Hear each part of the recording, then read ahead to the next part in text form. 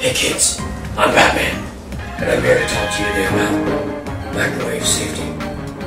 There are some things that are bad to put in the microwave, so you shouldn't put them in there. Spoons, forks, or anything else that's metal is not a good thing to put in the microwave. Plastic can also melt at high temperatures, so make sure everything you put in there is microwave safe. One of the most important rules of microwave safety: make sure you never put any live animals in the microwave.